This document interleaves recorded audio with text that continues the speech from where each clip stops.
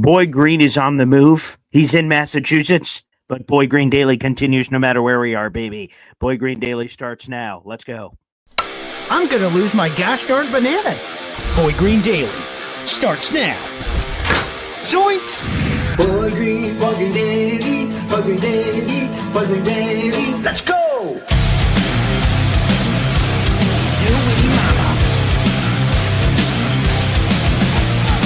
Put your seatbelts on. Get ready for the ride. We're the freaking New York Jets, so we're built for this shit.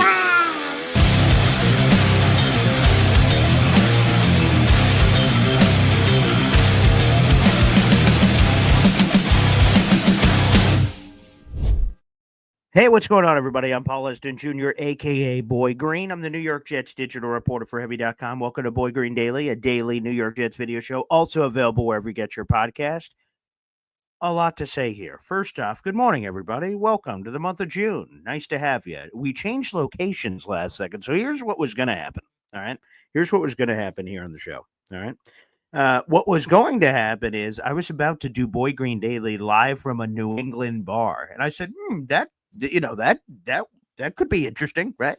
And there was some last second, if we get some New Englanders coming in and you're doing a Jet show, you might be getting a lot of shit for it, which, by the way, quite frankly, I embraced. I'm like, bring those bastards on in here and let's have a conversation. But, for the safety and success of the show, we decided to do it from this apartment. So here we are. We'll do Boy Green Daily from here. But we were this close to doing it from a New England bar, which would have been very interesting.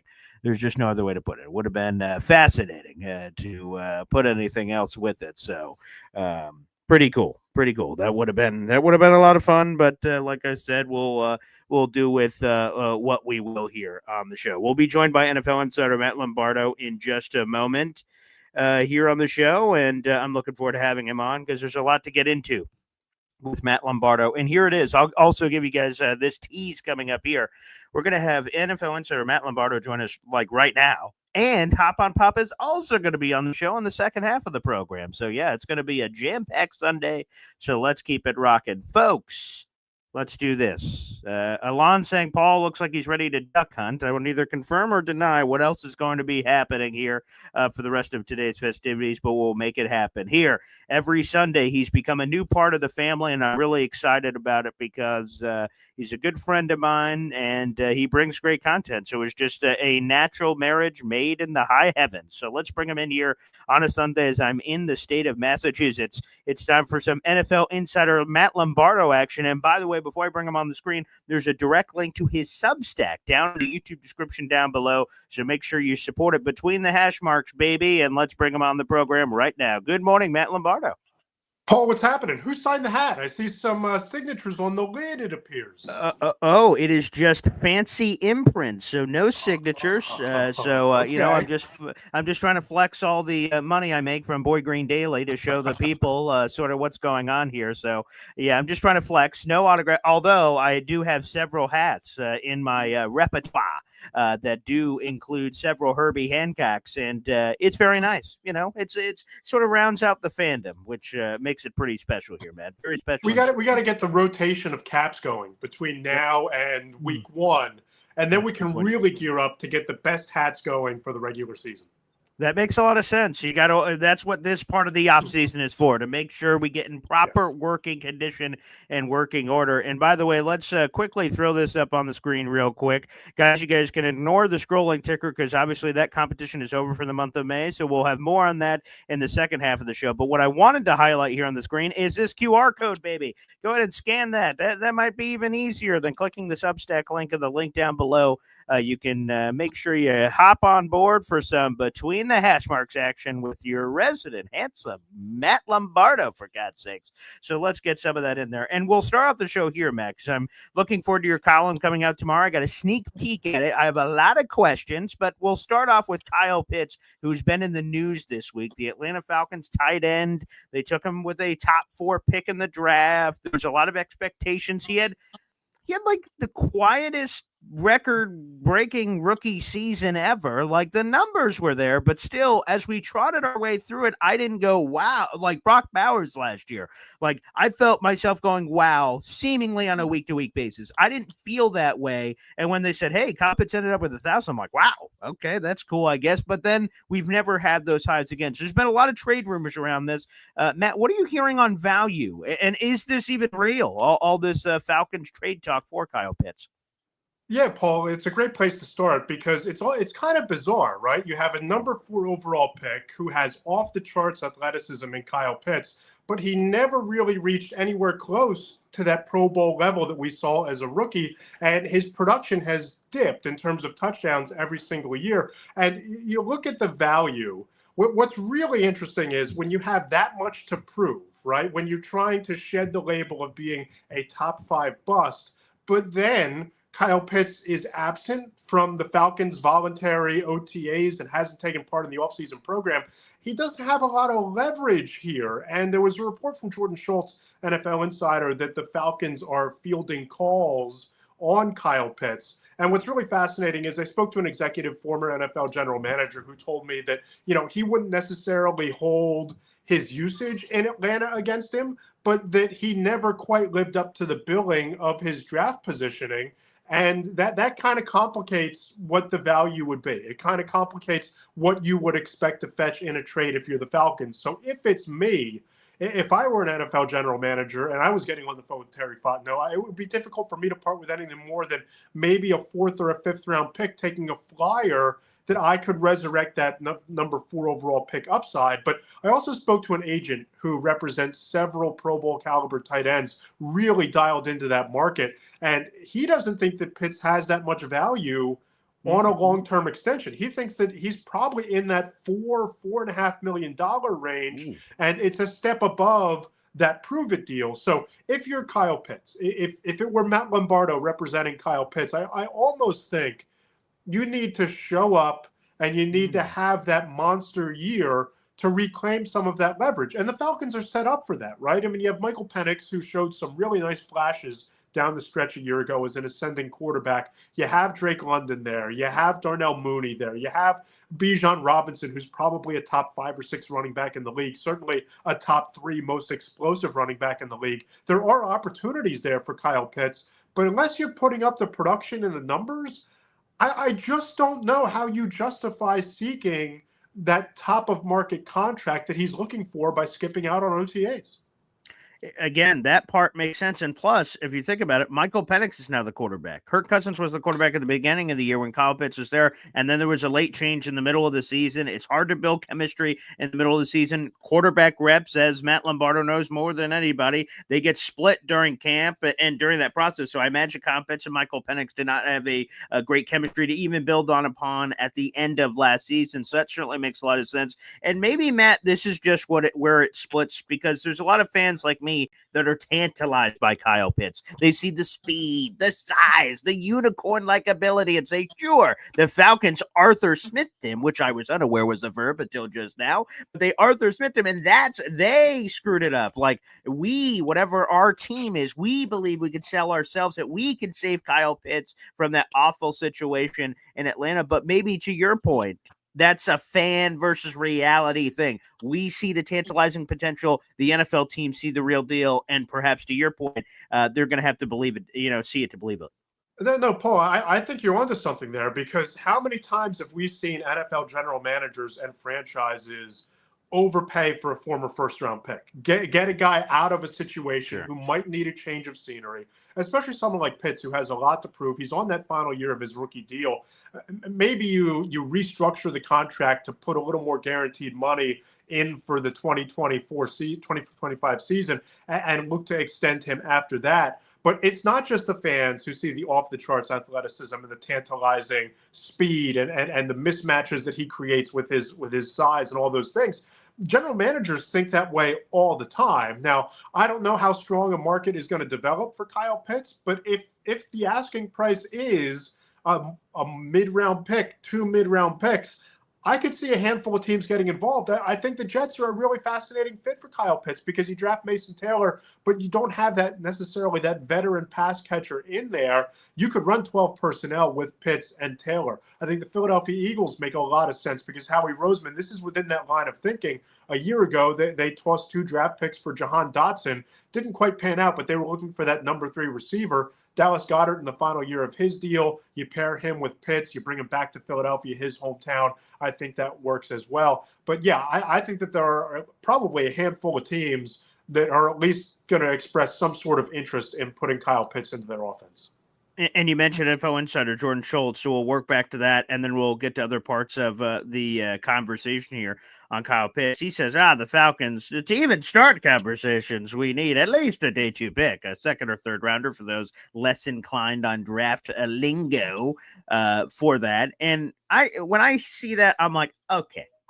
We all have to start somewhere of like our price is here, but it's really here. You go to a pawn shop, you have a nice little watch. You're like, okay, I'm not walking out here for any less than 500. You go in there, they go 300. You're like, okay, let's start talking. So like, you have to sort of start somewhere there. And that's the other part of it, that he's in the last year of his deal. So when you have a player that's in the last year of their deal, that sort of tanks a value in essence, because either Kyle Pitts, to your point, could just be holding out because he wants a long-term deal right now. So any team acquiring him may be required to do said thing. And if the team is acquiring him, they probably don't want him in a rental situation. So that gets some funky action. The Falcons would likely have to grant whoever the team is potentially some negotiating opportunity if they were able to work out the trade compensation. Yeah, I'm intrigued by the Jets. Again, they got Mason Taylor, and he's the talk of the town. He's a talented rookie. We talked about him last week on our NFL Insider conversation here with Matt Lombardo. But the rest of the room is looking pretty thin. Guys like Stone Smart and Jeremy Rucker getting a last chance. There's just not a lot of chutzpah, a lot of juice, a lot of meat on those bones happening. So I'd be sort of intrigued, again, at this value that we're discussing somewhere on day 3. That'd be more appropriate potentially to take a swing like this, especially on a young player who's got so much upside. So we'll see if the Jets jump into the mix. Matt Lombardo, that would be fascinating. It would be fascinating. Very. For sure. And I think that the market winds up settling somewhere around the 4th rounder. For everything you mentioned, it's the final year of the rookie deal, no long-term security. You're dealing with a player who is held out of OTAs. So you're going to need to lock yourself into some sort of long-term extension with a guy who hasn't lived up to the draft positioning, and you have no idea how he's going to work out in your system. So I think that 4th round pick is going to be interesting. And I think that the model is, you look at the Chicago Bears, they had Cole Kmet, they draft Colston Loveland. You look at the Green Bay Packers, they built 2 with Tucker Kraft and Luke Musgrave. I think that Pitts is that complementary weapon to a Mason Taylor, to a Dallas Goedert, to, if he winds up in the NFC North, a Sam Laporta. It just feels like he's that secondary option in a team that runs a lot of 12 personnel or decides to run a lot of 12 personnel. So it's going to be fascinating to watch, and I think that where the contract winds up settling after the trade is a really interesting second layer of this onion as well. And also, if we're doing tight end combos, Brent Selleck and old Dallas Goedert at one point back in yesteryear, doing a little bit of crossover for all our Eagles representation in the audience. Pour one out for you. I see MFC here, Mother Effing Chew, gifting a membership. Awesome. That goes to Utah for life. This will go to our next contest, unannounced at this point, but we're counting track of your raffle tickets, MFC. More on that in due time. Thank you so much for gifting that off the top rope. Now, I'm going to be honest, Matt. I'm pretty emotional today because, this week my boy Bryce Huff was on the move, and I was like, oh, if he's going to be on the move, come back home, Sally. Come on down to One Jets Drive and let's reconnect the dots. And, Bryce Huff was in the reunion mood, but not for the Jets, but for Robert Saleh going over there to San Francisco. I know you got a lot of connections with that Eagles organization, Matt. Huff was the highest paid undrafted free agent non-quarterback in NFL history on that deal last year. I know Eagles had high hopes, and Jet fans are like, wow, Bryce Huff wanted that bag. He secured the bag. He won a Super Bowl ring, but the season didn't really go according to plan. And now he reunites with a guy that he had 10 sacks with back in 2023. So what's your expectations for Bryce Huff in San Francisco? Jet fans have a special place in their heart for that guy. Yeah, Paul, I'm pretty fascinated by this, right? Because I think that Howie Roseman and the Eagles deserve as much credit for getting a third-round pick in exchange for a guy who was inactive in the Super Bowl, didn't have a tackle in either playoff game, had something like 2.5 sacks a year ago, as they do blame for a colossal whiff in free agency. $51 million just flushed for Bryce Huff. That's a pretty big miss for an organization that is usually pretty targeted, pretty aggressive, and pretty successful in free agency. But call me crazy. I don't think that we've seen the last of Bryce Huff as an impact player in this league, especially going to San Francisco, a situation where he reunites with Robert Saleh. And sometimes guys just respond to certain coaches and certain schemes. There's a lot of familiarity there on both sides. And you think back to when Saleh and Huff were last together in 2023. You had the 10 sacks. He also had 67 pressures that year. So here's a guy who was consistently wreaking havoc in the backfield. You have Nick Bosa as a running mate on the other side of that defensive line. You have the system that you're comfortable with, the coaching that you're comfortable with. I could see a world where Bryce Huff plays his way into the rotation of pass rushers in San Francisco for Robert Saleh and winds up posting a 6.5, 7-sack season. And if you're a rotational player, if you're that number 2, number 3, number 4 defensive end, if you're the 49ers, you're going to take that, especially after losing so much talent as they did on the front seven and in the secondary, during the course of this offseason. This is that classic, low risk, potential high upside reward for both sides, right? Because the 49ers, they're restructuring the deal. The Eagles are probably going to have to take on a significant portion of that remaining contract. And, if it works out, great. And if it doesn't, they're probably going to wind up in a situation where they can just move on, or they can draft an edge rusher next year to replace him. So I'm fascinated by it. I don't think he's going to be what he was in 2023 because I don't know that the opportunity is there. But I think that 6.5, 7 sacks could be within Bryce Huff's reach in San Francisco. Well, that would be a wonderful bounce back. I would assume Bryce would feel that way. I'm sure his expectations are even higher, but people forget Bryce Huff of that 2023 season started 0 games, not 1 game for the Jets. He played only 42% of the snaps to get to that 10 sacks, which again had so many people tantalized. Holy crap! If we give him this many snaps, that's got to extrapolate, and boom, there's deeper seasons here available, and that's what a lot of people thought on the outside looking in. So hey, that would be wonderful if he has that. And again, back to the same scheme. The 49ers are really talented. I'm sure some of those pieces will come together. Throw it back up here on the screen, baby. Booyah! Between the hash marks support, some local journalism here. Matt Lombardo's been killing it. He's now my teammate again on Heavy. Yeah, baby. He's doing some work over there as well. But again, you can check out the majority of his work between the hash marks. Support it, support it, support it. I can't say it strongly enough. It's in our YouTube description, a direct link to support all the wonderful guests that join us on the show. But Matt's one of the best. So please make sure you guys do that. That's in the Substack link in the YouTube description down below, how you can support it. And there's some interesting stuff in your column that's going to be coming out tomorrow. Again, I got a sneak peek at it. And I think a lot of people are saying, Jayden Daniels, sophomore slump next year. That's what I'm hearing, Matt Lombardo. True fact or fiction? Total fiction. This is in the children's fiction section of your local library that Jayden Daniels is going to have a sophomore slump. Because, listen, I'm all in on Jayden Daniels. I think he's probably a top 2 or 3 tight end or quarterback in the NFC right now. But I look at Jayden Daniels, and I spoke to an NFL quarterback coach who told me that he seems locked in, unquote. They've built around him. And if there is a step back, maybe it's something in the vein of a small little speed bump, but that's it. And, all this conversation about a sophomore slump, a lot of it seems to stem from C.J. Stroud a year ago. Everybody says, C.J. Stroud took a step back. But go a step deeper there, right? What happened to the Texans last year?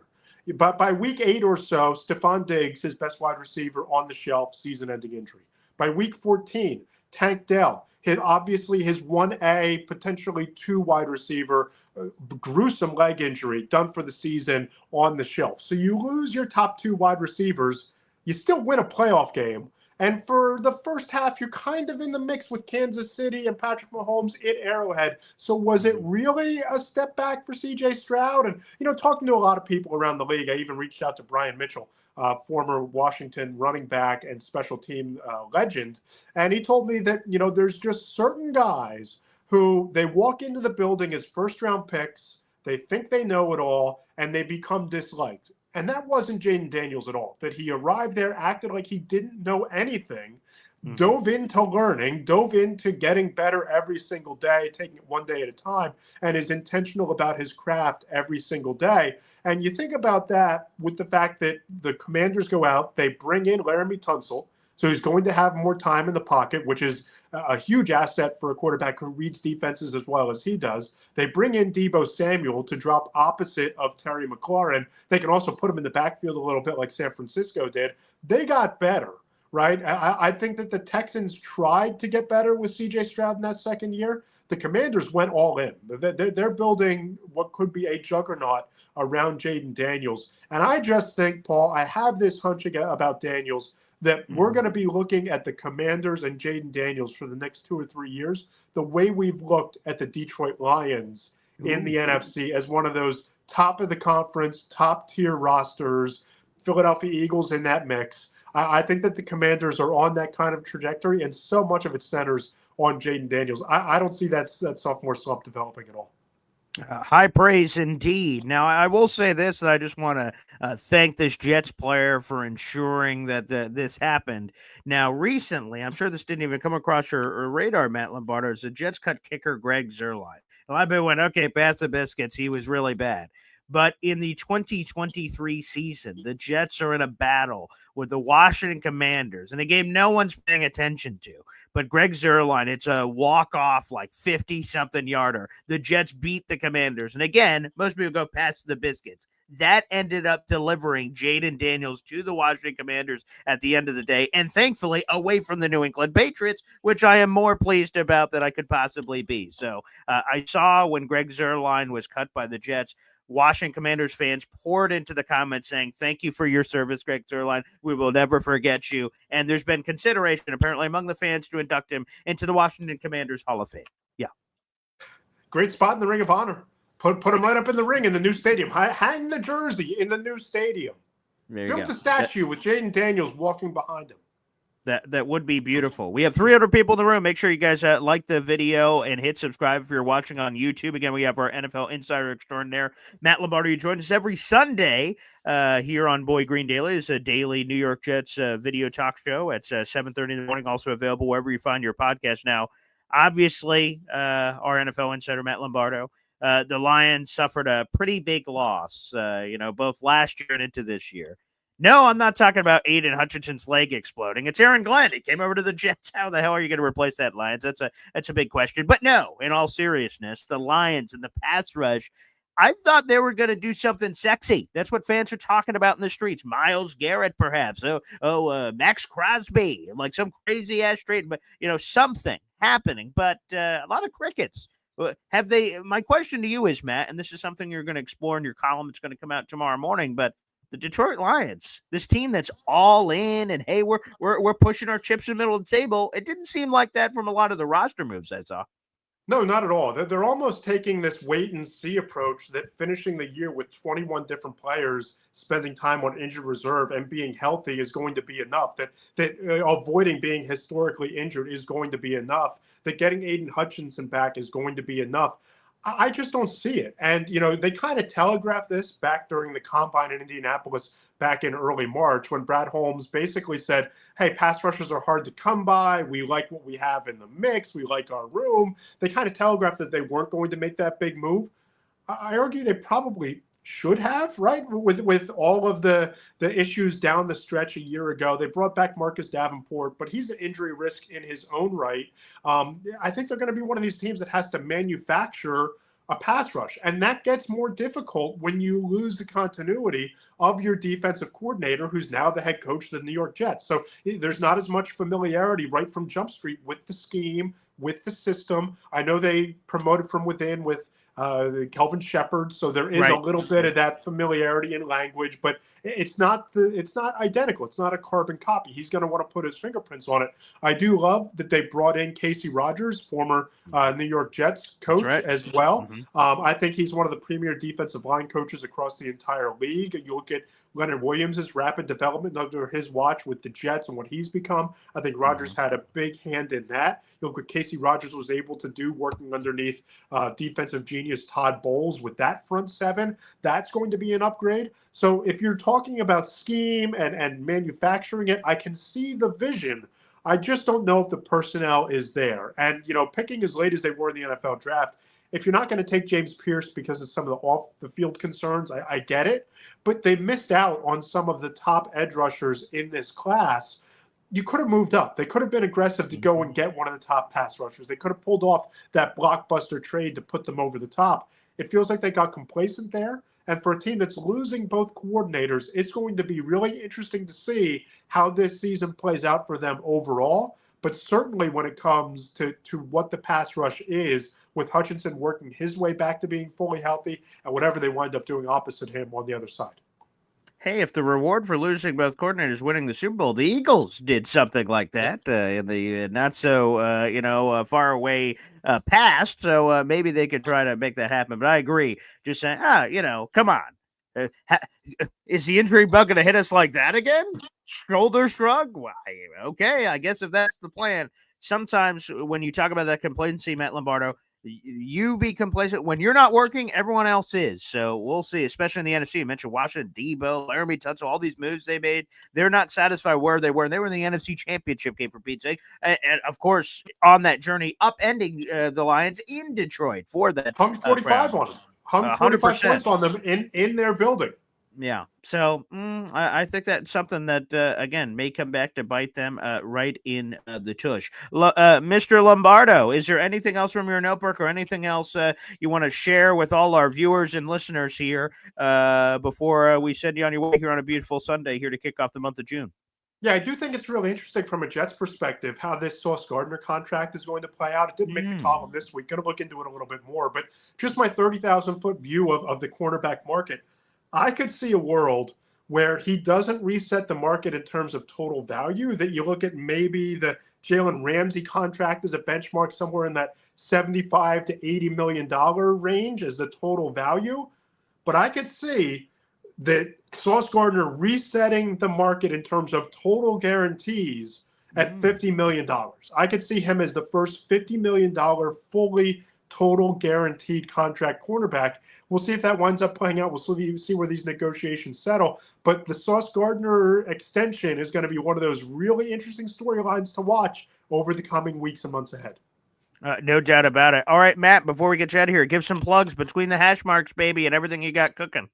Yeah, appreciate you, Paul, and thanks for having me on every single week. This has been a highlight of my week. It's a ton of fun. I love looking ahead to what we're going to be building on Sunday mornings on the Boy Green Daily Show. But if fans want to check out my coverage, check out Between the Hash Marks. It's Matt Lombardo NFL on .substack.com. I have my in-depth 4 Downs column each and every Monday. We have a mailbag every Friday, features throughout the week. The Matt Lombardo and Mike Tenure Between the Hash Marks podcast comes out every other Tuesday during the offseason, every Tuesday in season. That's Matt Lombardo NFL.substack.com. You can find me on YouTube, Matt Lombardo 975, and on Threads at Matt Lombardo NFL. Paul, a lot of fun as always. I'm already excited for next week.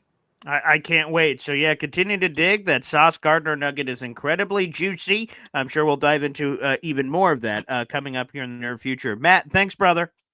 Appreciate you, Paul. Enjoy Massachusetts. I'll try to do my best. Thank you so much. Matt Lombardo joining us here on the program. Yes, I'm in the state of Massachusetts. I'm here for a wedding. My fiance's brother is getting hitched up, so congratulations to him. That's absolutely amazing. So I'm on the move today. I'm in an apartment here in Massachusetts. Again, we were this close to being at a New England bar live for Boy Green Daily, which would have been a trip. So that was the reason for the slight delay. We changed locations. So that was interesting. And tomorrow I'll be at a big hotel. So we'll see how that one goes as we're here on the move. Again, 300 people in the room. Like the video, hit subscribe. I told you guys that this was a special Sunday edition. We're having multiple guests here on today's program. And before we dip to the phone lines, let's welcome in our latest guest here on the show. It is none other than my old man, Hop on Pop, who is here joining us on the program. Pop, how you doing? Up, you're on mute. 1 second. Nope, that's all right. Hey now. I'm Oh. sorry. I was distracted. I kept looking as to something. Internet's broken.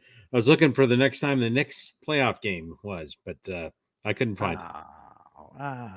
There it is. Yes. Hey now. All right. Hey, just so you know, good season by the Knicks. Good season by Knicks. It just wasn't there. It wasn't meant to be. So that's it. I just had one quick joke. We'll move on.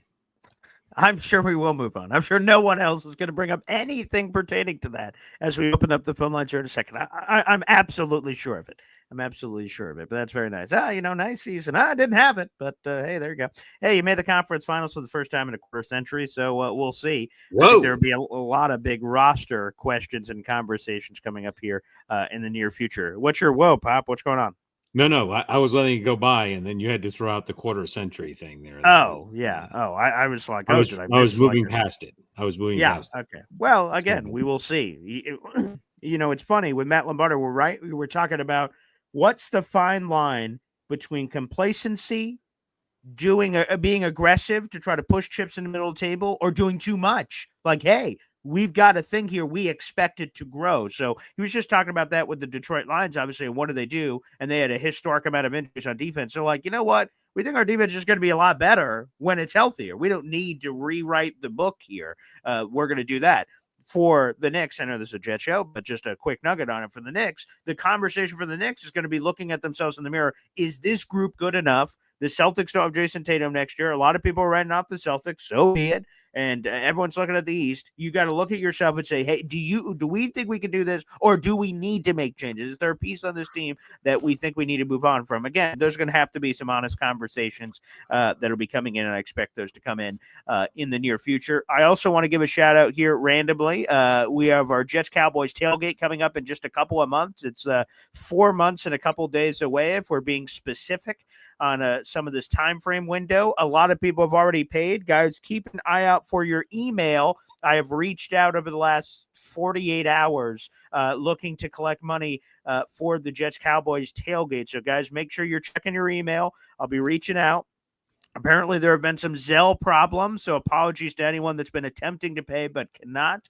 I would suggest PayPal or Venmo while we're going through whatever this hiccup is, so apologies for some people have been able to successfully Zelle, some people have not. So the things that have been working 100%, though, is PayPal and Venmo, so consider that as well, and we'll work on that. And I am happy to report, Pop, because I know that was the most fascinating storyline you were into yesterday. Easy was able to successfully pay with the Venmo. He was able to crack that code late yesterday. That was a riveting podcast. It was right up there with the second coat of paint drying. Okay. We should submit that for an award or something, maybe, perhaps. Yeah, we should have, yes. I wish there was a dump button, and I would have punched. Anyways. Oof. All right. Well, anywho, different strokes, different folks. Pop, before we get to the phone lines, is there anything else after that Knicks comment that you wanted to get off your chest, or anything you wanted to conversate about, or anything of that nature? Yeah. So as if we'll tune this to stuff, like let the hate flow through you. So since everyone is angry now, I'm going to say some facts or a fact. And this, when I make these comments, it truly is my opinion of what's best for the Jets. And as a Jets show, I would tell you that that's not good. Okay. The Jets working to put a long-term contract for Garrett Wilson is a positive thing. But I would share with you that you were just talking with the NFL Insider. I think that the best thing to do is sit and wait on Sauce Gardner and not overpay, and see if there's a bounce back year. Right? He's currently in the rankings of PFF in the top third. That's where he lands. He's number 10. In what? 10th, overall everything? PFF quarterbacks in the NFL. Sauce Gardner, their overall rating system. Okay. Year. No, I wasn't sure if you're talking about man coverage, zone coverage, this, that. Nope. Just overall their rankings. I understand. Overall cornerback rankings, 10th. He went from being in the top 100 players in PFF rankings in the NFL. He was like in the 30s to he was fingernails as he hangs on at number 99 out of the top 100. So all I'm saying is this, and this is about the Jets not overpaying. This is about you only have so much money and being unique. This may be the reason that they drafted Ricky from New York's man there. Oh, yeah. Azaria Thomas. Yes. Now you have options. Now you see what Sauce Gardner brings to the table in the 2025 because you don't have to do anything. So you do not. The only thing they had to do, they did. That was ahead of the May deadline. They accepted the 5th-year option. So Sauce Gardner and Garrett Wilson and Jermaine Johnson, for that matter, are all under contract for the next 2 years. Let's have that conversation here on Sauce. Okay. So it depends on what's the truth. So Matt Lombardo gave a great nugget. I'm sure we'll cut that up and put that out on social media about he does not believe that Sauce Gardner, or like he believes there's a path that Sauce Gardner is not just the highest paid corner in football on his next deal, that instead it's a different figure the agents are honing in on, like the total guarantees. That's their win, that if it's not beating Derek Stingley. That's interesting. I had not heard or thought about that as a possibility. So maybe that's a unique twist, and that's something the Jets would jump on because then they avoid the Stingley thing. Now, here's the thing on Sauce and Garrett, because like to me, well, let's answer this part first. Pop, on the next contract, do you believe Garrett Wilson's going to be the highest paid receiver in NFL history? I do not think he should be. Okay, I don't either. I think I'm afraid. Well, I don't think so. I don't think so, and I'll say why. I would tell you if Robert Saleh was still the coach, that there'd be a high potential that Garrett Wilson would be the highest paid. But I would tell you that Aaron Glenn seems to be, and the new general manager, Muji, right? Aaron Muji. So I think they have it, right? You can't do that. You got to keep it in a box, right? You've got to keep and frankly, he doesn't warrant, and no, he's a great wide receiver, but he no way should he be paid as the highest paid wide receiver in the league. He hasn't, he's again in the top 10. But the highest paid, and I know the next man up, but that really only applies to quarterbacks from what I've seen. I agree. Again, I completely agree with you, but I just want to establish that as a baseline before I say what I'm going to say next. So yes, I agree. Apparently, according to the insiders, it's hovering around $30 million per year. And if you look at the APY, average per year for players, specifically at the wide receiver position, that'll put them somewhere in the top 7-ish. It sort of depends because there's a few finagling numbers that could be hitting there because it's 30-ish. But anywho, long story short, he won't be the highest paid. Here's the thing. On Sauce, there are some insiders around the team that believe Sauce will be the next highest paid corner. Now, that to me is where we get into, do you pay now or do you wait? So if the bar for Garrett, hey, if we pay him right now, he's a top 7 highest paid receiver. Okay, you could sell me on that because he's not going to be 7 for long. Other people are going to top him, and that's going to look like a deal. Great. Sauce, you make him the highest paid corner. He might be holding that title for a while. So if you have the benefit of the years on Sauce, which again they do, they have 2 years of team control plus if they want to play the franchise tag game after that, that one makes more sense to wait. If what he is truly seeking is highest paid in the league, the Jets could say, why are we rushing to make him the highest paid? If he's taking a deal that's so here's the gap, right? Derek Stingley, who just got paid 3-year deal, $30 million per year, $90 million across. He got the deal that put him at the top of the mountain. But there are plenty of corners that have also been paid over the last 16 months that are in that like 22 to 25 pocket. And maybe if Sauce is somewhere in that range and you're the Jets, okay, I could pay him in that 22 to 25. That makes sense. It's not resetting the entire market. And again, the same thing I just said with Garrett, it's going to look better. It's going to be a fine wine. That one's going to age great. You pay him 31, right? Or 30.1. You just top Stingley. I don't understand the rush of that. Besides the fact that I like Sauce. He says he wants to be here. That's great. He was an all-pro in 2 of his first 3 years. That's exciting. There's a lot there. I think that's the question on rushing. It depends what Sauce is truly looking for. Yeah, I'm with you. We're almost completely aligned. Oh, I would if Garrett's willing to take that, he's among the top 10, but towards the bottom of the top 10. And I would agree with that. Yes. I think that is good for the Jets, a long-term deal. And right soon it won't be too long. Too many sands have run through the hourglass until it'll be in the middle of the pack, right? It won't be too many Yes. wide receiver signings later, and now the Jets have a good deal. So I agree Right. with paying him now. I would say there's a lot of reasons to hold off on Sauce Gardner. Was last year an anomaly, and then he's coming back with a vengeance, right? If you're going to make him the highest paid, I would at least finish the runway. Like, there's no reason to jump the shark, if you will. There's no reason to get out in front of this because you don't have to, right? You just don't have to. And, Right. I think that Aaron Glenn has proven with his defensive abilities that, a star cornerback, is good to have, but he is able to his schemes and things of that nature that and I would say Sauce is going to come back and show his form again, right? It was not a terrible season. That's not what I'm saying. Right. But why jump to the front of the line when you don't have to? But with Wilson, I definitely would. You were going down this path, so let's work it back on what you were going to say about Aaron Glenn and his abilities. Is that high tide raises all boats, and that he can make good players be great, and that maybe that's an argument for thinking twice. I think if we use that same philosophy, he can make great corners whatever the next rung is above. So sure, can he get other players to play above their means based on scheme and him being a longtime corner and intricate nuances that can add? Sure, I think so. But on the Sauce conversation, we say, was last year an outlier or not?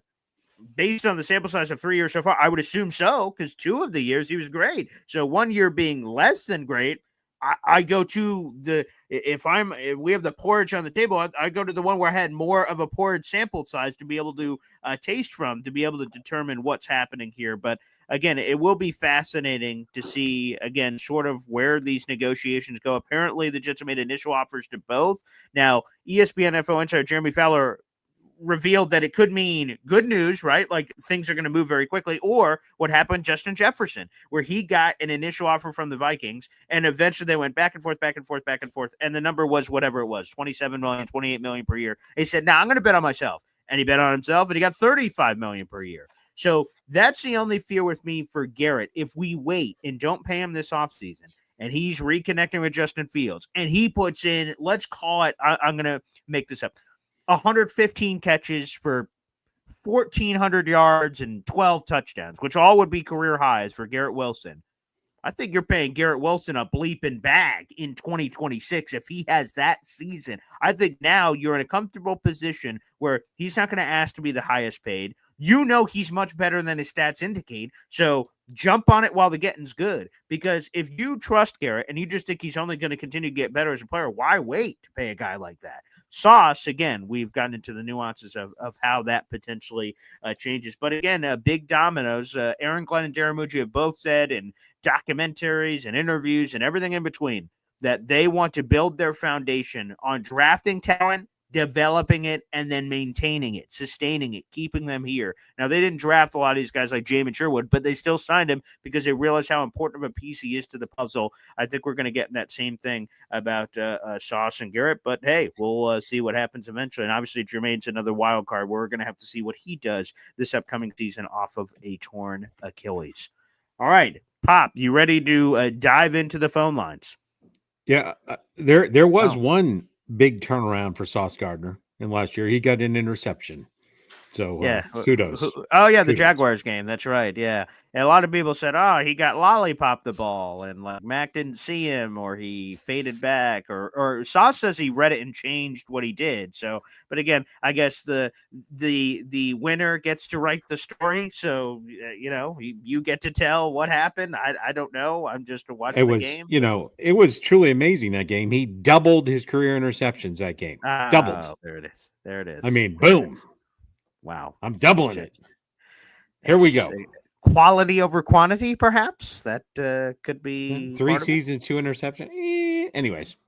Well, again, I guess we'll see what happens. Now, folks, I do just want to establish this because of our few of these changes. Pop, we're going to have to do the giveaway. I think I'm going to do it off the front end of tomorrow's show. So, folks, any gifting that's happened. So we had Luca. He did some gifting off air. So that's going towards our next prize. So we have some Luca contributions. We had MFC off the top rope. I know I was supposed to reveal the winner of the May contest. I'll end up, because of our changing of locations and a couple of other different things that happened here, I will do that off the beginning of tomorrow morning's show. And also, I will also give a special announcement that we have a special guest returning to the show tomorrow. He will join me every Monday moving forward, and he'll join us at 8 o'clock moving forward. So it'll be one of those 30-second grenade time delays. So I'll do a show for 30 minutes, and then, yeah, there you go. And we'll open it up. So just a good tease there. We got a special guest joining us tomorrow at 8 o'clock, and I will reveal the winner of our May contest tomorrow as well on the show. So that'll be happening. Very good. Right, yeah, I'm very much looking forward to that. And Pop, Jets Cowboys is right around the corner. That's going to be quite a doozy. Here we go. There we go. Can't wait.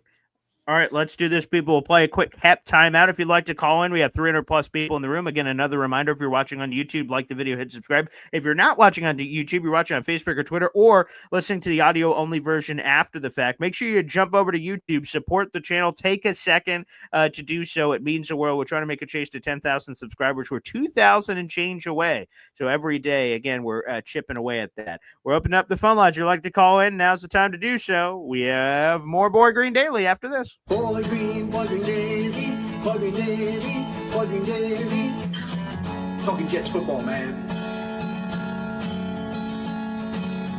Boy Green Daily, Boy Green Daily, Boy Green Daily. New York Jets Football Club. Offense, defense, special teams, watch Jets football with Boy Green. J-E-T-S, Jets. Let's go. I'm looking forward to the phone calls on this morning show. Before we jump to the phone calls, nice way to show your age. You guys can tune in on the YouTube. The YouTube. You got something new out there, the YouTube. Pop, some of the things you've said as we've been getting into this technological world of this or that, and utilizing the word vlog, I don't think that's been used in 26 years. So the YouTube, the fancy YouTube, the vlog. Oh, hey, we're just gonna vlog for the fans. Okay, wait, we're getting the dial up. You know what piece of technology I can use? The clock. And I know when it's time to do things. Hey, all right, here we go. Wait just a second here again. It's not my fault. I'm on the road here. Excuse Central. Move along. Stop with excuses. Most people would just not even do their shows. Me, I continue to do the show no matter the location I'm in. But that's once you make the decision, you're on time. All right, let's just move on. Hep here on the show. Hey, Paul. Hey, Bob. Nice to see you back on U.S. soil. Feels good. Yeah. I know what it's like. I mean, I used to do touring, and I'd be gone maybe 5-6 months at a time. And it's kind of lonely. It's only lonely life when you're out there by yourself. You don't realize it. You make some good money, but, you have to weigh your time against the money. It's a whole big thing, especially when you get older. But anyway, that's crazy stuff. As far as I really think we're going to see some good, we're going to see Brees, JF7, and we're going to see Garrett, and we're going to see Sauce for the first time really show up this season. I think coaching is paramount, and you're really going to unlock these guys and see what they're about. And as far as paying them early to try to get in on the contract, these guys, if they outplay their contract, what do they always do? Ask for more money. Look at Revis. More money. Right? Yeah, they sit out. So there's no rush. What's the point? Maybe you're right. I figured I'd get on before the avalanche about the Knicks, so I'm out. See ya. That's a good point. Actually, this avalanche on the Knicks, I imagine Knicks fans are not rushing to call into the show saying, "Hey, did you see the game last night?" Hey, I did. I said it was a good game. All right. Right. And they did beat this. They beat this. No, a good season. Not a good game. Yeah. A good season. A good season. It was a good game for somebody. But, it was, it was like a clubbing of a baby seal. No, it was a good season. And I will say it, clearly they beat the Celtics in the playoffs. So there you go. So, hey, but they did lose. They hang banners for that, right? Oh, well, yeah. I guess depending on your team. Ayo. Hey, do they have a banner in Madison? Yeah, 1973. You're gonna have to Yes. blow the dust off on it, Your but flag. yeah, it's up Jesus. there. Yeah. That's- There you go. Got a face with this stuff. We blow that dust next time. There you go. EV here on the show. What's up, EZ? EZD. I'm gonna have to dust off my Willis Reed. It's the only thing that will make me There feel you go. proud That's again. it. Trotting out of the locker room. Very nice. Yeah. Yep. Yeah. I mean, that might have been one of the, aside from Michael Jordan having the flu and a fever and chalking up 50 against the Knicks. I think that was one of the greatest like basketball, come out and just will yourself to win.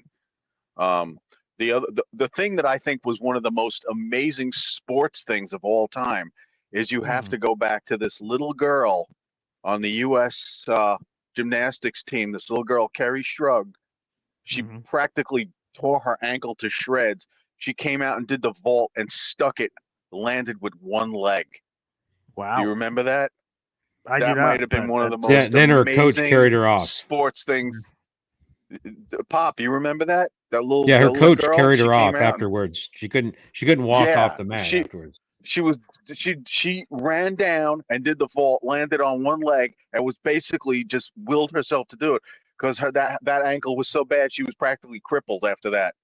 And it just Whoa. one of the What greatest, about most amazing things I'd ever seen? I've got another one. Well, Kirk Paul Gibson Pierce. hitting the home run. Yeah, that's Gibson true. hitting the But home run. Paul Pierce, 2008, leaving on a wheelchair, then coming back, and then we ended up winning the championship that year. Paul Pierce, fighting through, had to be carried off the court. I'm just bringing up some of the most heroic Emotional. sports moments that I can remember, and that little girl doing that just blew my mind. Because you're talking about an Olympic gymnast. You have to have the highest level of expertise to do something like that. Flying through the air, damn, that's crazy. Anyway, I'm glad you were able to get the Venmo. I loaded Venmo in yesterday and got that all straightened out. But as you saw, I gave you two payments. First, I sent you $5 just to make sure it went through. Hey, and then I went and sent the other $2.95 because you don't know. I wanted to make sure you got it first.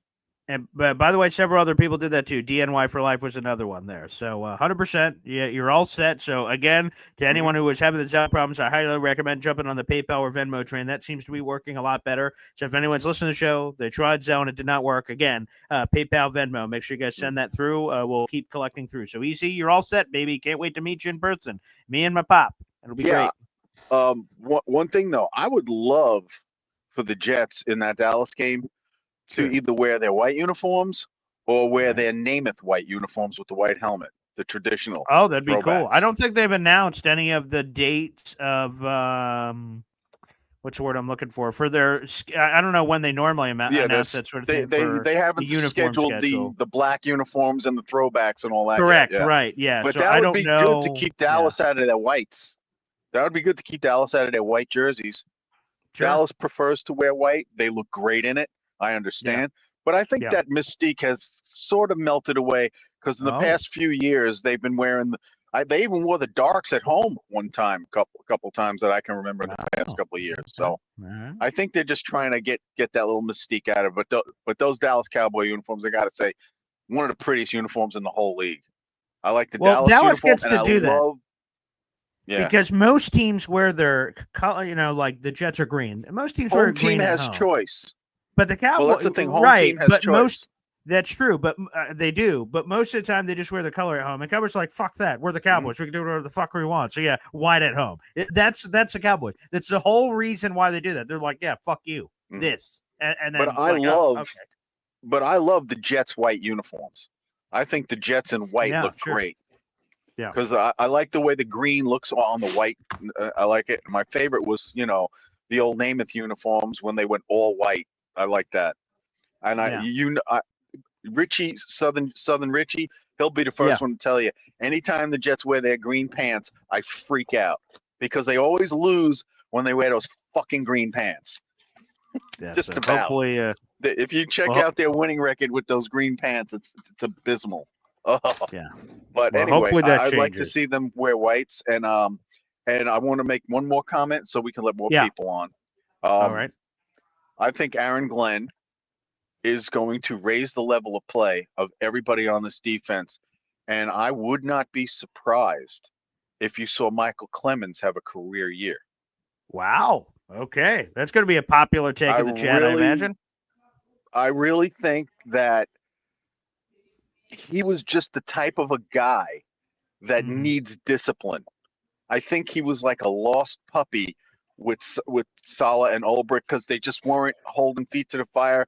And I think he's the type of guy with his personality really needed more structure and more focus. But I really think Michael Clemens is going to have a career year. MC Hammer time. We can only hope. Easy. Thanks for the call, brother. I appreciate that. That'd be great. I've said this several times. I've gotten a chance to meet Michael Clemens in the locker room. He's a really nice guy. I mean, he's weird, he's quirky, he's different, but he's a nice guy. And I know that doesn't matter for what's on the football field. He's made some dumb choices, but we'll see if better coaching can help fix that. Look at this. J-Boy with a 5-pack of Boy Green Coffee Club memberships. Let's go. Love to bleep and see it. Here's what I do know. We're the freaking New York Jets, so we're built for this shit.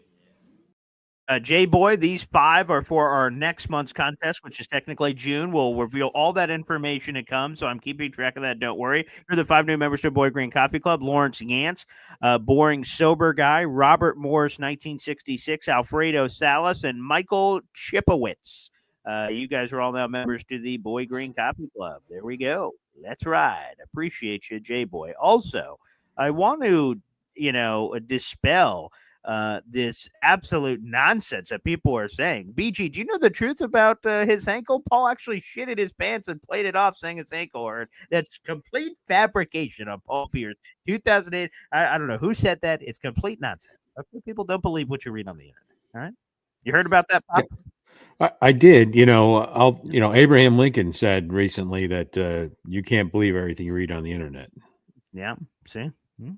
100%. So people, come on now. Don't believe all that. Don't believe all that noise. It's all bullshit. Don't believe it. Don't believe it. I don't care where you heard it from. DJ says he said it himself. Well, don't believe him. He's not in the right state of mind. You don't believe him either. Don't. We all know the story. The story is a story. Don't let facts and all these other things ruin a good story. Okay? That's enough of that. All right, let's go. All right. Hold on. For you, Pop, you got a dip. I got the church light is lit, but I did want to share a similar story, right? The Cowboys, where whatever, they just throw off the other team because fuck you. That's why. So I was actually over in Romania and somehow got in a conversation with somebody about, we were talking about temperature or measurements or stuff like that. And they're like, all right. They're like, it's really irritating that you guys have never switched over to the metric system. Yeah.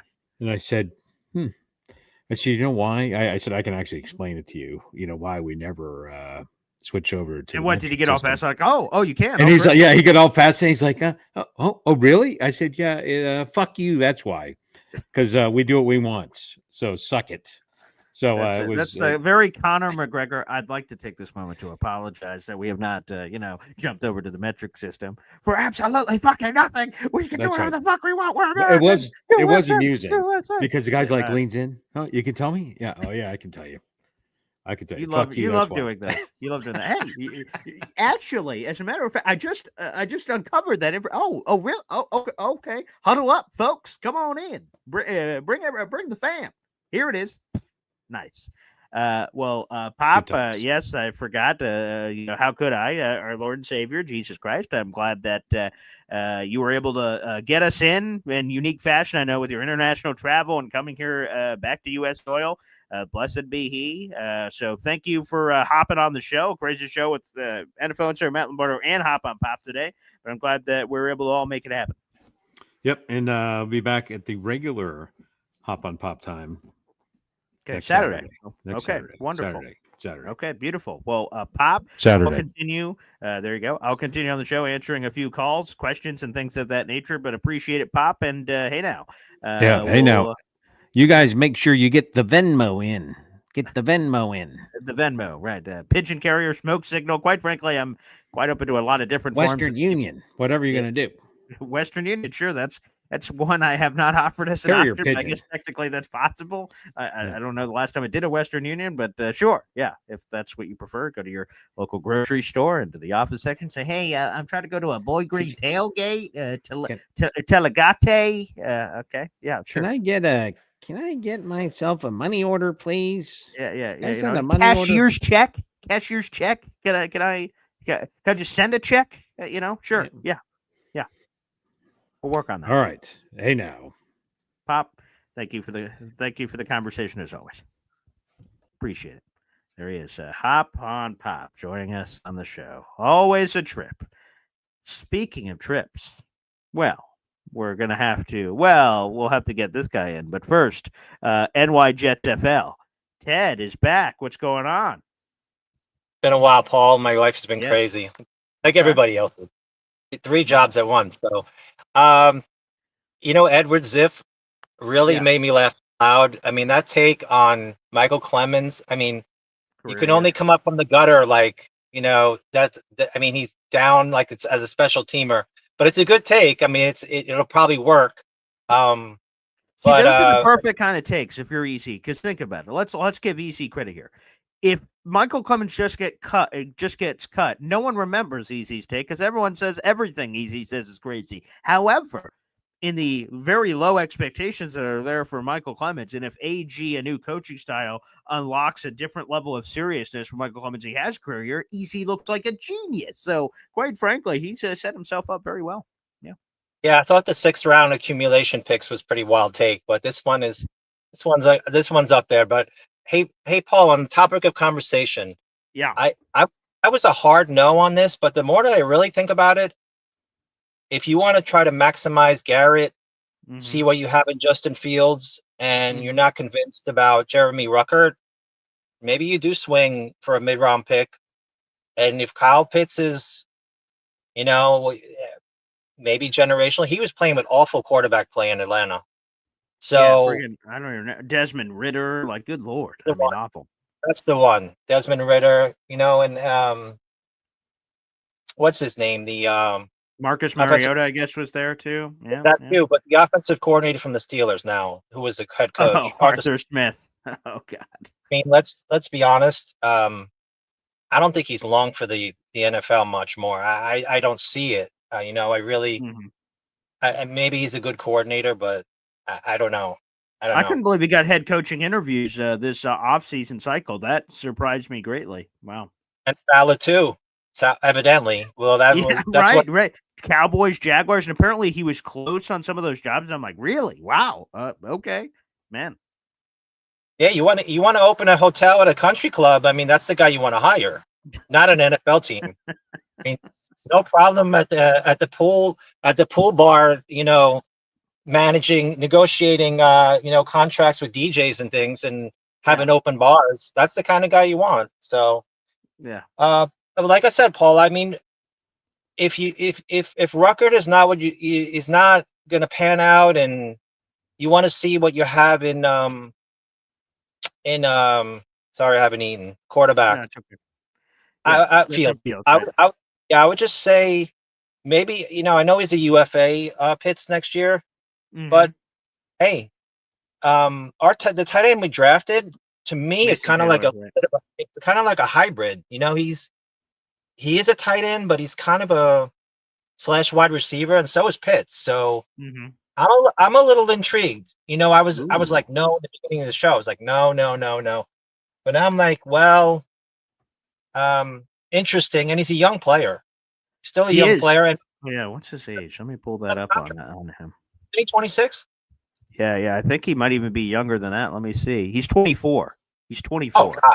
Oh my God. He made it come out when he was 19 or 20. Oh yeah, because out of Florida. And here's the thing on Kyle Pitts, right? If you've completely given up on Jeremy Ruckert, which I have, but okay, the staff is going to try to see if Justin Fields can relight that train.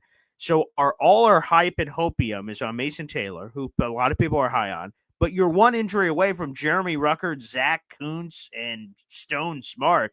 You give yourself some insurance with Kyle Pitts in the last year, and to do so, I don't know. To me, I'd be very intrigued 24 years old. You throw a mid-round pick. What are we talking about? I'm not talking. If they're looking for a second or third, they're going to keep looking because no one's offering that for a guy in the last year's deal that hasn't been able to deliver. But we start getting into the day 3 range. What are we talking about? Risk versus reward. I think it's intriguing. I agree, Paul. One more thing before I go. Just an inside thing. Alan, you're the most beautiful man in the chat today. Have a good day, Alan. Thanks, Paul. Enjoy your time. It. Yeah, welcome back, Ted. Great to have him back on the show. We have 400 people now in the room. Like the video, hit subscribe. But I think we've all been anticipating this call.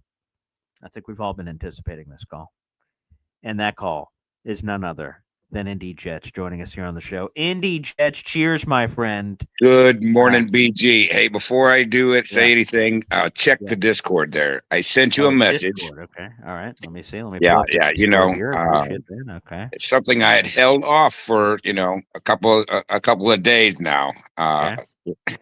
But I love that it's dramatically loaded here. This is very nice. Okay, good, good. I wanted to take a second as I'm building this up because I have no idea what this is. So okay. All right. It's loading up here. Okay. Circle. I think now is a good time for it. I see. Yeah. And so, I told you from the very beginning, the enemy of my enemy is my friend, and you took the wrong shit, brother. I did. You did. And here we are. Or perhaps the right one. Maybe my energy, which was shitty in the playoffs, infected the ship. So of the New York the Knicks fans should be mad at Boy Green for joining their ship and bringing that negative Celtic energy to the Knicks. Because I said it when so like the elimination happens and Knicks move on to the next round, and I say the first opportunity, as we know the series, and I'm like, I don't know. I say something to the effect of, I don't know if you Knicks fans are going to want me, but this. And several Knicks fans called to the show. They just said, Paul, shove it, pal. We don't want your ass on there. I said, sure, come on. Yeah, why not? I'm like, okay. If you say so. And, oh, yeah, baby. So, yes, for those that are curious, I won't read it specifically out loud, but I will say the address has been delivered. So, Scotty, wherever you are, I can share that information with you. That'll be pertinent information for you. Oh, I say his name and the bat signal appears. Oh, still wearing the jersey. I respect that. There you go. Good morning, Scotty. Good morning, Indy. So, I know there's a lot of haters on, and Pop had his gloat fest, and even you a little bit there, BG. It's okay. Let me give you my brief. Let me give you my brief take on the Knicks, and then first the flowers go to Indy. Shirt was ordered. I pay off my bets. All you need to do is give Boy Green your address. It'll all be taken care of. So let me go on to the Knicks for a second, and then I really want to talk about the guarantees, okay? For all you haters out there, this is really more for Knick Nation. All right. So here's my take on this, okay? The better team won. So make no mistake, I'm not making any excuses. I give Indy props. I'm still very happy that I had Boy Green on my bandwagon, even if he had the negative juju. It's okay. Here's the thing, and I want everybody to think about this in Knick Nation, all right? I said the better team won. I didn't say the better players won. Here's the problem I have, and it's a conundrum. A lot of people are calling for Tibbs' head. I'm not asking the Knicks management to fire Tibbs, but the person who lost this series was our coach. And I'm going to tell you what I mean by that. The bench on the Pacers was tenacious. It was unrelenting. And the problem we had as Knick Nation is we were playing with a roster that was limited. Not because the players were limited, but because the coach decided that he was going to use 6 or 7 of his players. And that was a mistake, clearly. You can't play against a team like the Pacers and have 7 players. Literally, they were ran into the ground. So look, not taking anything away from the Pacers, they're going to have their hands full with OKC.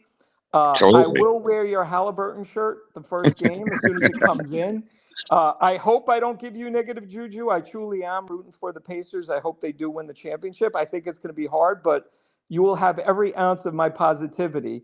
Not any of the hater, self-loathing Jets that are in the channels calling me a coward and telling everybody I wasn't going to come on. But here's the thing, BG. This is the reality of this. The management is going to have to make a decision about their coach. And I hope they don't fire Tibbs. But what I do hope they do is say, as management, you have to utilize your bench. If you don't like your bench, go out and make trades. I'm fine with that. But they had players that could have clearly played in this series. And truly, that's why they lost the series. But it doesn't matter. The better team won. Take nothing away from the Pacers. I do want to talk about the guarantees. I will shut up now and Hold on, let Scotty. Hey, Indy gloat. Go ahead. Go no, gloat. I agree with you, because in the two losses that the Pacers had was on coaching. They went to a lineup that, and changed. When the Pacers lost those games, they changed what they were doing to be successful. And I look at what the Knicks did. And when they had success against the Pacers, they had a different lineup in, and he refused to go back to that lineup at the right times. So I agree with you that on the Knicks take, that it was a coaching issue. When they found something that worked, he would use it for a little bit and then never go back to it. If I'm in the off season, I'm having a sit down with Tibbs and I'm telling him that under no circumstances, and again, it works in the regular season, but it does not work in the playoffs. If you have a roster, you have to play your roster. If you don't like your roster, then work with management and change it. But the conversation with Tibbs is not again. There's no way you can win a championship with 7 players. And you know that, BG, because the Celtics are so deep. And look, they lost their best player. It's going to be interesting next year. I don't know what the Celtics are going to do because he's not playing, but it may be a year off, may not. There's going to be wholesale changes on the Celtics, but the Knicks have to have a serious conversation with Tibbs. If he's coming back, and I hope he does, he's got to make adjustments. And if he doesn't, there's no way the Knicks can win the championship. It's not about the players being overpaid or not being good enough. It's a matter of how they're being used. And they have a bench. They should have used it. So I don't want to talk about the Knicks anymore. It's all about the Pacers. Good luck. And unfortunately for the rest of us, this will not be on BG. That was my hope. But the shackles released. Didn't work out. Okay. The shackles released. Beautiful. Yeah. Yeah. Yeah. So as far as going on to a Jets, I won't say any more about the Pacers. We're moving on from that. And to the NBA Finals. Ayo. Yeah. Well, I think the order of importance to pay would be Garrett, then Sauce. All right. And then, and Sauce is one of those borderline. Do you got to pay Garrett this year? You have to pay. No question. Yes. Yeah. But Sauce is kind of that borderline. You could pay him or you could wait. And it would be the right of whether or not to. You're talking timing. You're not talking whether or not to pay him or not pay him. Right. You could pay him now, or you could wait and pay him. Okay. And that that's 50-50. You could be right either way. I think Garrett, the only answer is you pay him now. Mm-hmm. But with Garrett, that's kind of a 50-50. JJ, I think JJ is one that, hey, you've got to wait. Yeah, there's no choice. Correct. Yeah, and Bryce is another one. You don't even consider paying him. He's motivated right now. He's his ass is up against it. Make him prove it. Yeah, I agree with that as well. Yeah. And so I think that with Garrett being the first year, you do that now. If Sauce is that 50-50 that could go either way and still be right, and then the other two are a for sure hold off. And that's my take on those guys. What do you think, Scotty? Yeah, so look, I have a different take than most of what has been said. BG touched on a little bit about what I want to say. Bryce, listen, we can franchise tag him if we have to. He's stuck. He's got to play, and there's a pecking order here. You cannot put Bryce above Garrett or Sauce. But I want to talk about Garrett and Sauce because I have a little bit of a different take. So with Bryce, like you just said, make him ball out. He's going to have a fantastic year. I think this offensive line is going to be great for him. And worst case scenario, franchise him next year. That's the way I would deal with Bryce. I'm not paying him. And it's not because I don't love him. I think Bryce is going to be awesome. Okay, Garrett and Sauce. All right, so this is nuanced. I want to go into this a little bit. So just give me a second, okay? Sure. I think Sauce is the best potential cornerback in football. here's the problem with Sauce and paying him the most money. Okay, I would not pay him the most money. Sauce has not tackled, and Sauce does not intercept the ball. He does not take away the ball. Doesn't mean Sauce can't. He can. He's elite in terms of shutdown. There's no doubt about that. Even his off year, I think he was top 10. So please don't say I'm bashing Sauce. I am not bashing Sauce. I love Sauce for a number of reasons. First of all, this is a man who wants to be a Jet for the rest of his career. I would like that, but if push comes to shove and he doesn't start taking the ball away and cut down on some of the penalties, I'm not against trading Sauce, okay? Wow. Not this year. Not this year. I believe that our coach is going to get the absolute best out of Sauce. First of all, I think Sauce put on some weight. I think he put on some muscle. He doesn't look the same to me. He looks like he's stronger. And I think he's going to have a great year. But if he can't take the ball away and he can't tackle, he doesn't deserve to be the highest paid cornerback. That's my take. Now, if he wants to take a discount, $100 million for 4 years, have more guarantee money, because all the cornerback on the Houston team has is $48 million in guarantees. Give him more guarantees. I'm fine with that. But I am not making him the highest paid cornerback for the reasons I just outlined. Garrett, I have a totally different take on, but if you guys want to comment on my take on Sauce, I just think you let Sauce play a year and you make him do those two things that he hasn't done. If we get creative, I would offer this to Sauce right now. A 4-year deal for $100 million. That's $25 million per, fully guaranteed. I'd give it to him right then and there, which again is crazy because we just mentioned that apparently the most guaranteed is like 48. But for him to take that much of a slice off where you're not topping Stingley, and that's at least $5 million per year. You equate that off to $20 million plus whatever else that could mean. If he's going to top him, it could be more than that. That's what I would throw at him. You probably wouldn't have to go that far. Maybe you could do 4 for 100 and like 75 guaranteed, which would shatter the previous cornerback guarantee. Maybe there's a way to do that where I'm just going too aggressive. But if there's a way where he's not the highest paid, number one, again, what Matt Lombardo said at the end of his interview, I said, hey, anything else in your notebook? He says, hey, maybe it's not total value. Maybe it's just guaranteed. And maybe that's the unique loophole. Sauce and his agent get that win. Jets get the win of not making him the highest paid. It's happy for both parties. Maybe there's a way around that. Yeah, it's an absolute great thought. And Matt did touch on that, but it's not about what your annual is. Look at Pete Alonso. He's getting $30 million for 1 year, but, so it's the highest paid first baseman, but they have, it's a 1-year contract. I think what you said gives Sauce the opportunity to work with Aaron Glenn and to truly get paid as the highest cornerback, the way you just described it. Maybe 3 years, $75 million, and do a full guarantee. And then he gets his next contract and he gets the one he wants. I would not give him more than $25 million because of what I just went over. He's not the best cornerback. If you can't take the ball away and you can't tackle, that's two huge limitations. So I love your concept. I would do that. Totally different thought on Garrett. But what do you think, Indy? Scott, I think that if you were to take a $100 million contract, fully guarantee it for 4 years. Okay, that doesn't put him in as the highest paid corner, but you give him 2 incentives.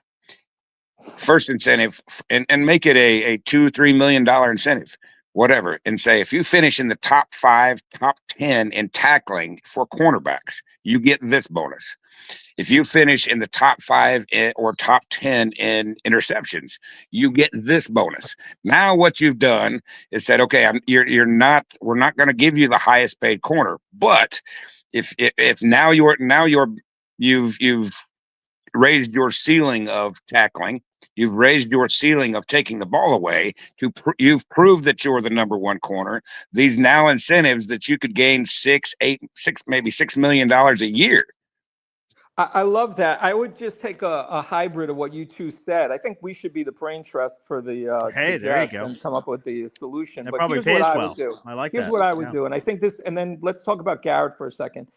This is what I would do with Sauce. I wouldn't make it 4 years because it locks them up too long and he's still young. I would do a 3-year guarantee. I would do what BG said. I would do a full guarantee, $75 million, or at least more than the 40, whatever it is. I would do 50 million, let's say, 3 years, 75 million, right? With the incentives. Love that thought, Indy. That's a great thought. And you give him the opportunity in those 3 years to be the highest paid cornerback. So it would be over the 30 million if he does those two things. And if we make the playoffs, throw in another million. And then Sauce gets everything he wants because he's gonna get the highest paid cornerback in year 4. And nobody's gonna beat him. If he's taking the ball away and he's tackling, who's better than Sauce Gardner? He's the best cornerback in the league. So I absolutely love the hybrid of what you two said. Garrett is a totally different deal, and I'd like to talk about that, but I talked a lot, so I don't know if you have other callers and you want to get them on. We could talk about it another day. No, that's fine. We could definitely walk it through. I appreciate that, but you guys will be the last part of the show anyway, as it is. So, is there anything before we finish off? The way it should be, BG. The way it should obviously, be. as the gods Two foretold rival in the stars. NBA fans, just commenting on, focusing our energy on the Jets. Isn't it beautiful? Unfortunately for you, Indy, me being on your bandwagon may not be a good thing. I'm going to give it everything I have.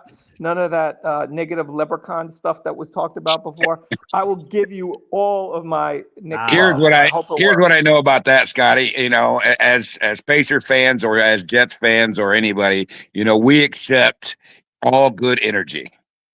That's all you're going to get from me. That's all you're going to get. Good By people. the way, wait. Well, real quick, let's finish off everything with all parts of the bet. So for people that may have missed it. So because the Knicks lost, Scotty is buying a Tyrese Halliburton jersey that he's going to slap on himself. That's going to happen. I've received the address that is required for this. I'm looking forward to that. That's a big piece. Anything else? What else was on this bet that we have to? I lost the opportunity to stick this lovely jersey. Oh yeah, that's right. That was the other part of it. And I sent you $100. So that was sent the day of the bet. I believe you got it. I'm pretty sure you did. I sent you $100. I told Beautiful. you if we there you made go. the bet, I would send you $100. So there you go. So use it wisely, BG. There you go. All for the kids only. A nice little Pacers jersey, something like whatever fits the kids. Whatever you want to use it for, BG. If you want to give some to charity, be my guest. If you want to give it to your family, it's your choice. That's what I agreed to do. So okay, well, boys, I'm sure there'll be even more conversation. I'm not aware of any Thunder fans in our audience. I don't know who Indy your adversary will be. Alon is now an OKC fan. Okay. Yes, yeah. He can evolve. He hates in Indy. He's not on Indy's bandwagon. He said OKC in 4, I think.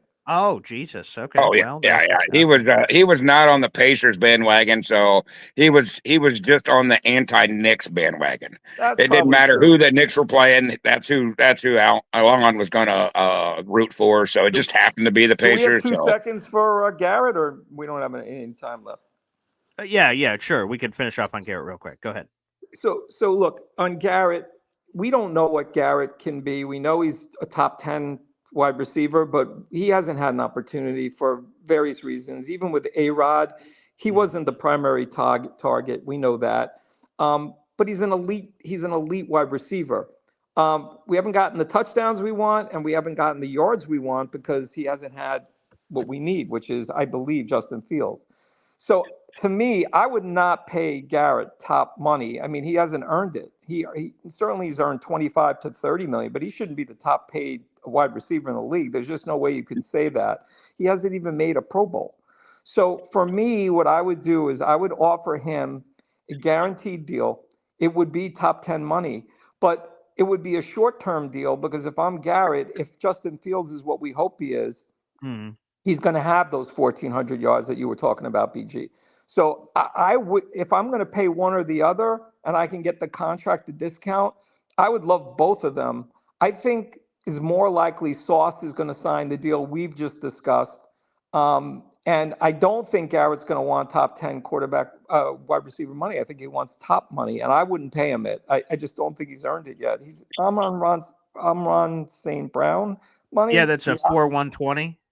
Yeah, I mean, I would give him 25 to 30. I would not make him the top paid wide receiver. I just wouldn't. He hasn't earned it. So I know that's going to piss off a lot of Scotty, when you say he hasn't earned it, I kind of disagree with you because, and just because of this, he's proven that he's a number one wide receiver in the league. I mean, he could be a number one wide receiver for any 32 teams. He could, and he's had probably the worst quarterback situation that any of the number one wide receivers in the NFL have had. Definitely 8 quarterbacks. Okay. Right? And so he's proven that even with trash thrown to him, he can still be good. So if you get somebody that you get an average, even just an average quarterback play, which we haven't even had, somebody just an average quarterback play can elevate him to be that great quarterback. But he hasn't been yet. Receiver. But he hasn't been yet. So I didn't say you shouldn't pay him. I said you should pay him top 10 money. That's different than paying him Justin Jefferson or the guy in the Cowboys, CD Lamb money. I wouldn't do that. And I don't think Garrett's asking for that kind of money. I don't think he would. We don't really know, to be honest. A lot of us have just been sort of speculating on it. So I think he wants to be a Jet. He wants to be here. He said it. He said it himself. And now, I think now he does. Now he does. He didn't want to be a Jet 3 months ago. And so if you sign him, you get him close to that $30 million a year range, that 4-year, that $120 million, somewhere in that range, he's going to be happy. Throw in you could even throw in some $1 million incentives. I'm really big on incentives for production players like that. Why not put another piece of meat in front of them to, tantalize them? That certainly makes a lot of sense. Now, I just want to say that Scotty and Indy, when you see the show end, just stick around. You'll understand what I mean in a second. So both of you guys, hang on tight. Just hang on tight. Hang on behind the scenes. I'll talk to you guys as soon as the show is over. I want to thank everybody for tuning in here for a Boy Green Daily on the Move. Again, tomorrow I'll be in a hotel, so we continue the travels and movement. Thank you, everybody, for joining in. Another shout-out to NFL Insider Matt Lombardo, and also a shout-out to Hop on Pop for joining us again. Tomorrow, an old guest returns in a new weekly spot. More on that coming up tomorrow. We'll also reveal the winner of our May contest. That'll be happening tomorrow morning off the top, I promise. Thanks, everybody, for tuning in, and we'll see you next time.